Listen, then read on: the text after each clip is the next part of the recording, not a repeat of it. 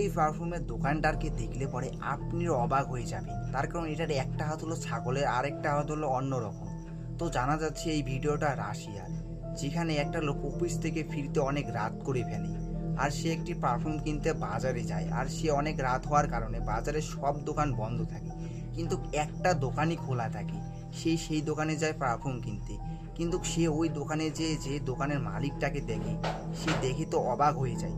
তো তোমরাও ভিডিওটি দেখো, দেখে কমেন্ট করে অবশ্যই জানাবেন লোকটা কি মানুষ নাকি ভূত।